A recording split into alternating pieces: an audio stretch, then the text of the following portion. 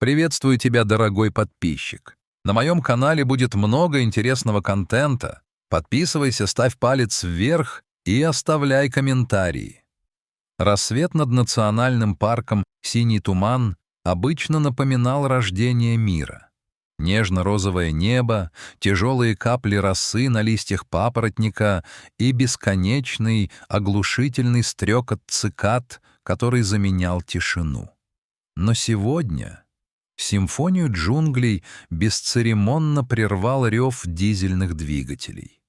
5 открытых джипов, набитых туристами с камерами наперевес, выстроились у главных ворот, готовых к утреннему сафари. Даниил, главный рейнджер парка, проверял рацию, когда услышал возмущенные крики водителей и недоуменный гул голосов. «Что там за затор?» — бросил он в микрофон. «Даниил, тут Буран!» — отозвался запыхавшийся голос помощника Саши. «Он просто встал посреди дороги. Не уходит, хоть ты тресни». Даниил нахмурился. Буран был легендой парка. Старый, покрытый шрамами самец с обломанным левым бивнем. Обычно он держался в стороне от туристических маршрутов, проявляя к людям философское безразличие. Но когда рейнджер подошел к воротам, он увидел нечто иное. Огромный слон, похожий на ожившую скалу, перегородил узкую выездную дорогу.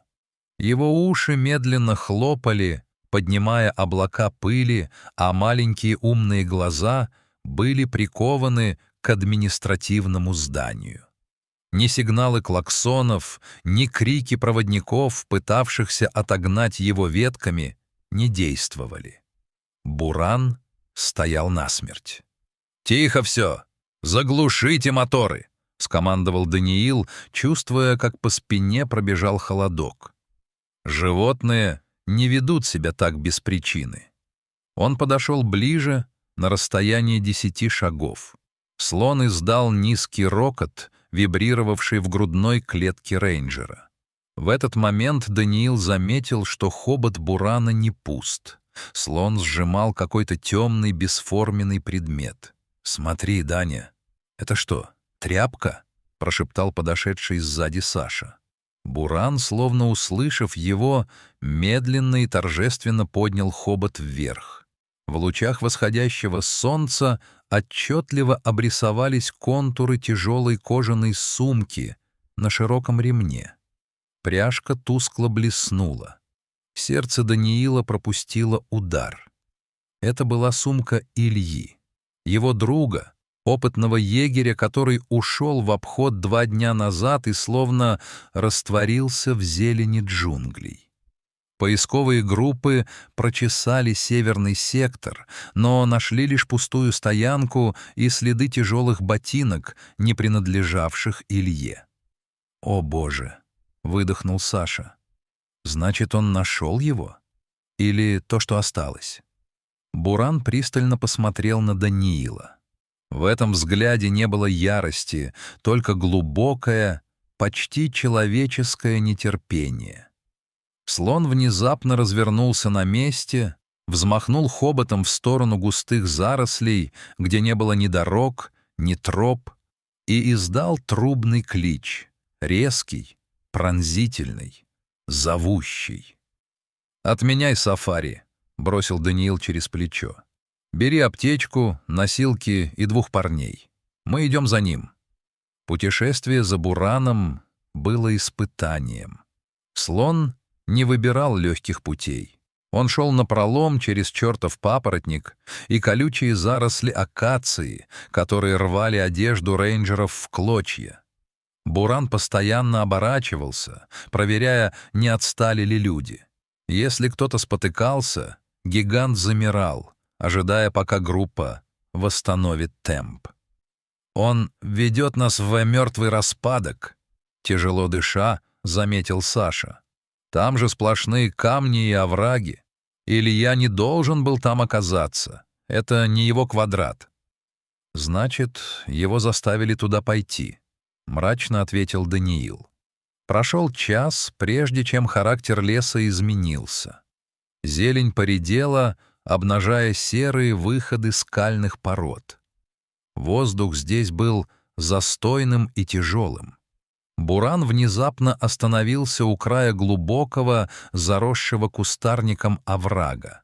Он трижды ударил ногой о землю, создавая мини-землетрясение, и указал хоботом вниз, в серые сумерки расщелины. Даниил приник к краю. Сначала он не видел ничего, кроме нагромождения камней и поваленных стволов деревьев. Но потом его взгляд зацепился за ярко-синее пятно, клочок форменной рубашки. «Илья!» — закричал он так, что сорвал голос. Снизу донесся слабый, едва различимый стон.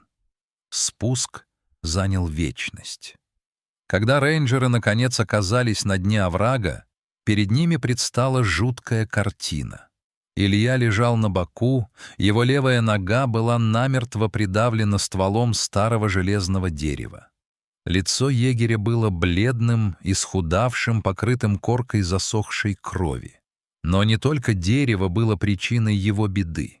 Вокруг на песке виднелись отчетливые следы борьбы. Истоптанная земля, сорванные кусты и несколько латунных гильз, блестевших между камнями. «Браконьеры!» — прохрипел Илья, когда Даниил поднес к его губам флягу с водой. «Они ставили петли на носорогов в буферной зоне. Я пытался их скрутить, но их было 4. Один выстрелил, я уходил по склону, сорвался, и это дерево, оно упало следом. Тише, друг, не говори, мы тебя вытащим». Даниил начал осматривать ногу. Ситуация была плохой. Открытый перелом, сильное сдавливание. Пока ребята с помощью домкратов и ваг пытались приподнять ствол, Илья, впадая в полузабытье, шептал: «Если бы не он, я бы не дожил до утра». Он пришел в первую же ночь. Илья рассказал, что произошло за эти 48 часов кошмара. Когда он упал и оказался в ловушке, он был уверен, что это конец. Боль была невыносимой, а к вечеру на запах крови начали приходить падальщики. Первыми появились гиены. Их хохот раздавался совсем рядом, в тени валунов. Илья уже попрощался с жизнью, сжимая в руке единственный нож. Но в темноте раздался тяжелый, размеренный шаг. Из зарослей вышел буран. Слон не просто прогнал гиен, он остался. Всю ночь он стоял над оврагом, как часовой. Он приносил мне дикие фрукты. Илья слабо улыбнулся, глядя на Даниила. Бросал их прямо мне в руки. Марулу, дикий инжир. Я не мог есть от боли, но жевал, чтобы не терять сознание. А когда солнце начинало печь, он вырывал охапки травы и бросал вниз, делая мне тень. Он даже сумку мою подобрал на склоне, там, где я ее выронил во время стычки. Даниил слушал, и перед его глазами вставали события 5-летней давности. Тогда Илья был совсем молодым рейнджером, полным идеализма. Во время патрулирования он нашел молодого слона, который угодил в капкан, страшную конструкцию из стальных тросов с зазубренным наконечником.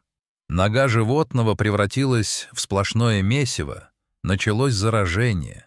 Ветеринары предлагали усыпить животное, чтобы не мучилось. Но Илья заортачился.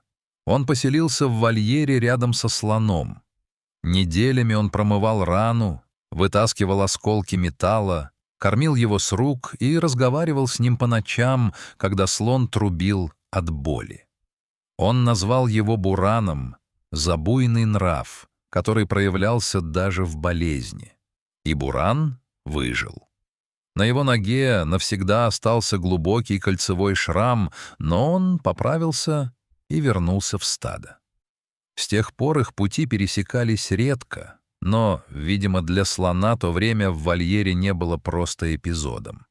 Это был договор, скрепленный кровью и исцелением. Наконец, ствол дерева поддался. С тихим скрежетом его удалось сдвинуть на несколько сантиметров. Достаточно, чтобы освободить раздробленную конечность. Илья вскрикнул и потерял сознание. «Быстрее! Носилки!» — командовал Даниил. «Саша, готовь вертолетную площадку на поляне 3 ручьев. Здесь вертушка не сядет». Когда они начали трудный подъем наверх, Даниил обернулся. Буран все еще стоял на краю оврага. Он не ушел за едой или водой, хотя не ел и не пил, охраняя Илью. Слон наблюдал за каждым движением людей. Его хобот был опущен, уши неподвижны. Когда носилки с раненым егерем миновали его, Буран протянул хобот и едва коснулся плеча Ильи. Это было мимолетное, почти невесомое движение, прощание или благословение. «Спасибо тебе, старик», — тихо сказал Даниил, глядя слону в глаза. В ответ Буран издал короткий, спокойный звук, совсем не похожий на утренний тревожный клич. Это был рокот удовлетворения. Справедливость, которая в джунглях часто бывает суровой, на этот раз была милосердной. Жизнь за жизнь, забота за заботу. Группа начала движения к базе. Когда они отошли уже на приличное расстояние, Даниил еще раз оглянулся. Огромный серый силуэт Бурана все еще возвышался на фоне неба. Слон стоял, словно монумент верности, провожая взглядом человека, который когда-то подарил ему право ходить по этой земле. Буран развернулся лишь тогда, когда звук шагов людей окончательно стих. Он медленно направился в сторону густых лесов, скрываясь в тумане, который начал подниматься от земли. Его долг был исполнен. История, начавшаяся 5 лет назад в тесном вольере, закончилась здесь, в мертвом распадке, победой жизни над смертью. А гильзы, оставшиеся во враге, стали началом другой охоты. Теперь уже рейнджеры, вдохновленные подвигом Бурана, не успокоятся, пока не найдут тех, кто посмел нарушить мир этого древнего леса. Но это уже была совсем другая история.